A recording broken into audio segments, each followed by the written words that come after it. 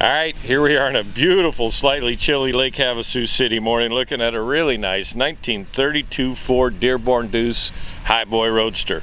Great looking car, done in a traditional style.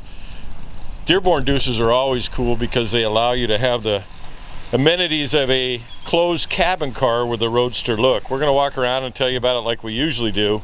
Finished in a jet black, base coat, clear coat. This is actually body number 24. They are authorized by Ford. They have power windows on them. They have a cavity here in the back that we'll actually do a video section for you where this raises up and then it allows the top to go down into the back well and then close it down, so it's nice.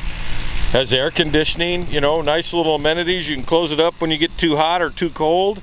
Has heated seats, air conditioning and heat.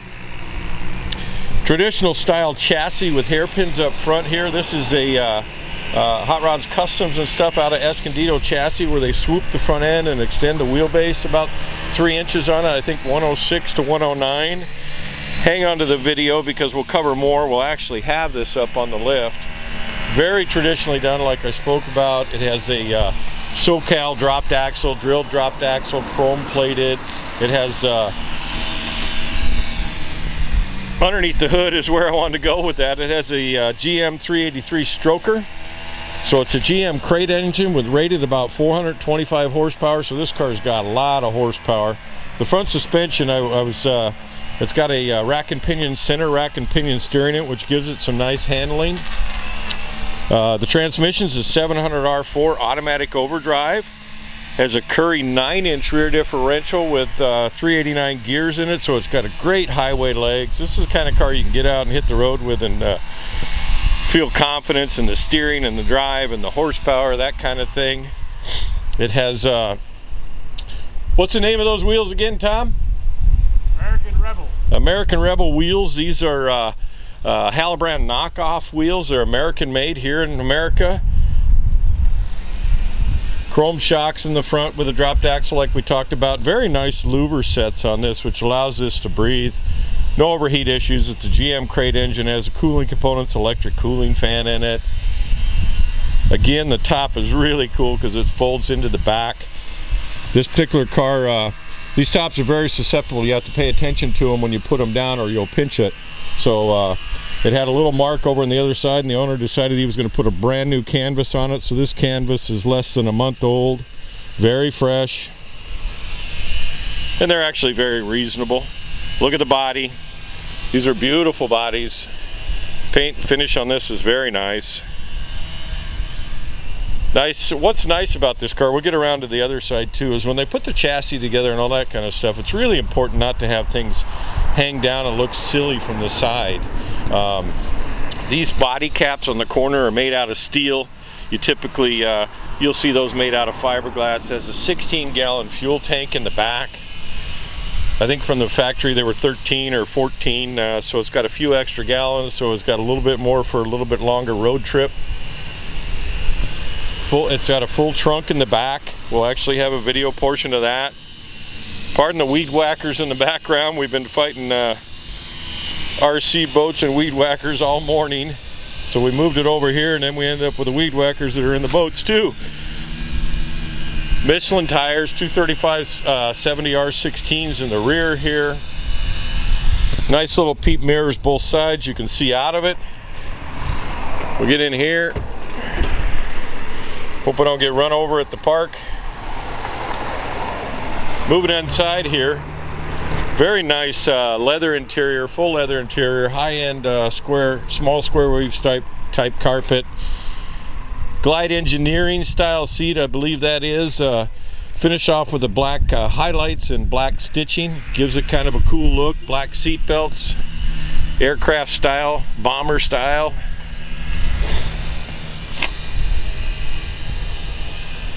Little flip down armrest in the back in the seat there. I don't know if you noticed that. It's got a secret hidden audio. We'll get up here. Nice little moon eyes tack on the dash. AC vents are over here. It's got 70s GM tilt steering column in it with a column shift. There's no shifter on the floor to get in your way. It has a new set, and we'll cover them here in the video, floor mats that match the interior. So it's got an extra set of floor mats. This one's been driven. You can drive these cars. 7,000 miles on it since it was built. It's dialed in and right. Air conditioning, vintage air controls are right there. Secret audio controls are right here. Again, we mentioned column shift and automatic overdrive. You'll see the O for overdrive. Most guys are just going to drive it right there. We'll fire this up. A lot of horsepower for this little car. That's nice. Not too much, but just right. Anyway, all the gauges are working. Fuel gauge, volt gauge here showing you know, almost 14 volts, 13.5, 14. Temp gauge. It's got a Walker radiator in it, and it runs cool as a cucumber. And the oil pressure is right about 40 pounds.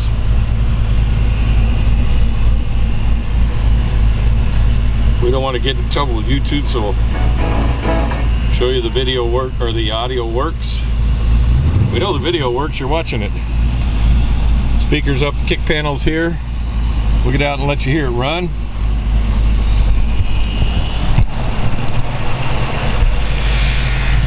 So Seb, we'll put the top down for you. Alright, we think you get it. Oh, I wanted to step back and share with you, like I talked about. The stance is just beautiful on this car, but you'll see how nothing hangs down below the frame rails. Very nicely done, other than suspension components that have to be there. Alright, my favorite part, we get you underneath the hood. Very nicely, traditionally dressed ZZ 383 GM stroker. This is a brand new crate engine that you can buy for these hot rods. Very nice. Rated at about 425 horsepower. I'll get it out of my mouth this morning, moving a little slow. It has a Petronics distributor in it, or a GM distributor with Petronics ignition in it. So electronic ignition. At a Holley 670 CFM carburetor on it, which is matched for these engines. That's what they recommend. Has an Edelbrock ceramic coated, or I forget, Endurashine is what they call it, intake manifold, air gap intake manifold. Very nice. Has short tube ceramic coated headers on it. Nicely done serpentine belt drive, and with polished, you know, polished components on it. High amp alternator, billet pulley, polished AC compressor, cooling components, electric fan. These are very nice. They only come on when it reaches temperature to come on. There's no overheat issues with this car. There's a really nice spun aluminum coolant recovery tank in it. It does have heat and air. Has a 700R4 automatic overdrive transmission. It has a Curry 9-inch differential with I believe 389 ratio, right about there. These valve covers are really cool. They're sand cast. I think they're made by PML. They're early Corvette style. They're cool because they'll work with the later model 350s or 383 strokers, small block Chevys. Has these little resets here, Allens, that actually bring the valve cover down and hold it down, like instead of the studs. PCV valve running right through there to the over to the carburetor. Anyway, just nice and tidy underneath the hood. We're only going to open up one side of the hood. I like all the louvers, all custom done, both sides. Lets this baby breathe. Anyway, there you go. Alright, we'll give you a little video of it here running. This thing's really stout at 425 horsepower. Wanted to show you down here too that I didn't do during the previous segment of video. There's a VIN number in the door jamb, and there's a VIN number on the chassis here. Anyway, 383 stroker, 425 horsepower.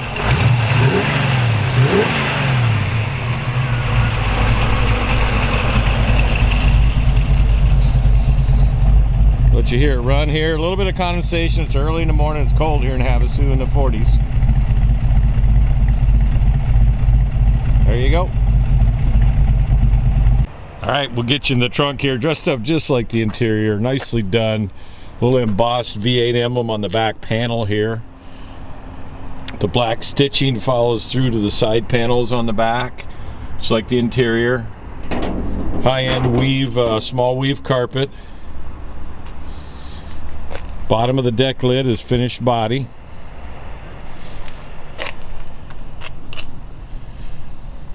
Get up close and let you see the stitching in the panels here and along this panel down here. So it's finished all the way to the back. There you go. All right, he's putting the top down.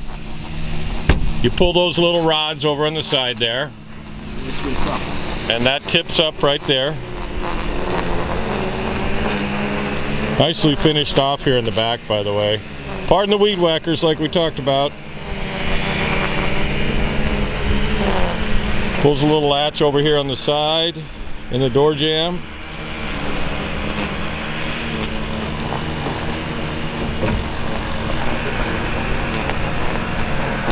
That flips up and back.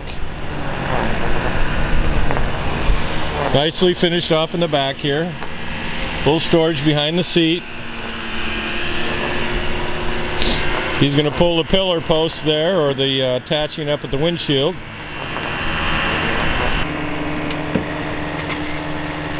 He's just going to fold it and put it in the back here. When you're getting ready to do a long trip, you'll want to make sure there's no pinches in here like we talked about during the walk around. And then the top sets down.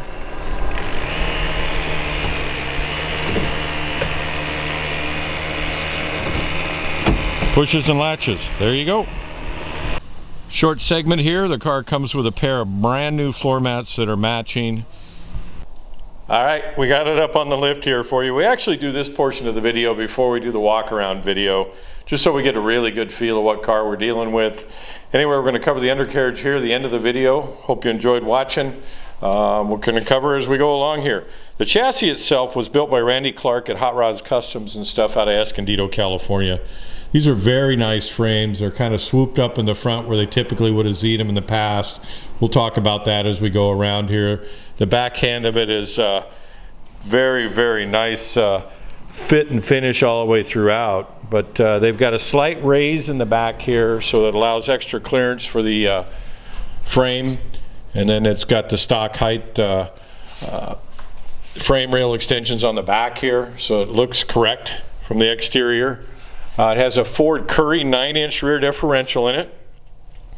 It's a 389 ratio true tack, so it's a posi in it, which is perfect for the 700 R4 that's in the back here. Has Ford, early style Ford drum brakes in the rear.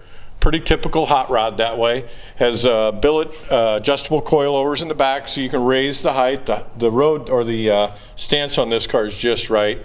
The exhaust is all custom bent, and it's been ceramic coated.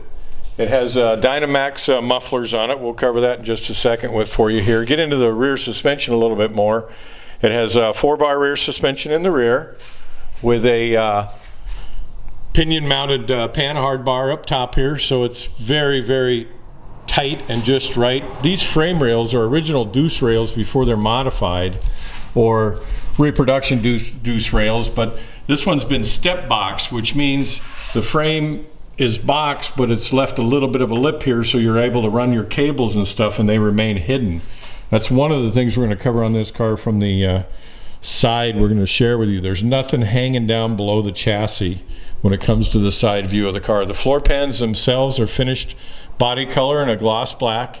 The other thing I like about it too is they've actually put heat shields at the mufflers, so none of the heat transfer is going up into the car. Fuel filter is right here in the frame rail. Has a trans cooler. This is a trans cooler with a little bit of an air scoop on it. Back off so you can see that a little bit. The inner structure of the chassis here is a rectangular box steel. It has a removable center section here that allows you to drop that out, and you're able to drop the transmission out if you needed to, separate from the transmission. A lot of guys don't think of that when they build a hot rod. Has a dual reservoir master cylinder right here.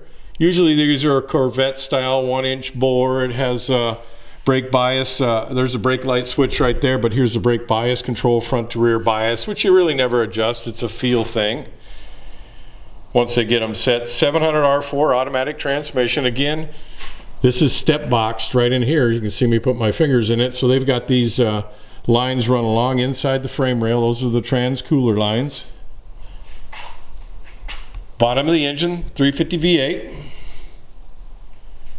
Has hairpins in the front, traditional style hairpins, and we're going to walk to the outside of the frame rail here in just a minute and kind of talk about how they swoop the upper rails up. Typically these are a 106-inch wheelbase car, but they've went to 109, which is something a lot of guys did in the past. They increased the ride and changed the look of it just a little bit. It has a Unisteer full rack in it. They make a half rack that replaces the Vega box, but these full racks, stability on the road at 100 miles an hour is just, if you have the nerve to get them that far. In other words, the point is the steering is very stable. It's a center driven rack and pinion on it. I'm going to go up front here a little bit. Up front it has a SoCal Speed Shop drilled I-beam front axle in it that's been chrome plated. Again, we talked about hairpins. It has chrome gas shocks in the front here. Obviously a dropped headlight bar with custom mounts on it. It has Curry, let me see here, Super Bell axle, I'm sorry, Super Bell fin backing plates and disc brakes on the front, so it has disc on the front. The leaf spring itself is a Super Slide spring, which comes with the SoCal kit. These actually have nylon buttons in them when you see these little bit of a humps here. So these springs really slide well. It's not a mono-leaf, it's a multi-leaf. When you get out to the side here, in the early days of these cars, they did what's called a Z on the side of the frame rail. A Z cut, and it allowed you to swoop the front rail up, and you could always see it on early hot rods. But this one here is very nicely done. You can't tell, but it's been swooped up front. The wheelbase is extended 3 inches, gives the car a better ride and a better look, and it has traditional style hairpins on it. As I step back here, you'll see on the frame rail there's nothing hanging down underneath this car, not the exhaust, not anything, which makes it, other than the hairpin suspension that's required. On the back here, these are, what kind of wheels are these, Tom? American Rebel. American Rebel kidney bean style wheels, or Halabrand style. These are made in America. He's got nice little caps on them, which are nice here. The back tire size, it's got Michelin's on the back at 235/70 R16, so it's got 16s in the rear. Nice little high boy look. The fronts are a 195/65 R15. Again, Michelin Premier. So nice rubber on it. Walk around here. I know I'm getting a little bit long tooth and long wind here. Frame rail extensions on the back look all correct off the chassis. It's got chrome spreader bar in the back. License plate's been set up high on the back of the tail. You could put it below the bumper if somebody really wanted to, but I like the look of it, more standard look. Anyway, you get the idea. You can see how none of the exhaust or anything hangs below the car. There you go. Make sure you go to spudsgarage.com. All right, taking it back to his garage. Make sure you go to Spud's Garage. Have a great day. Thanks for watching the video.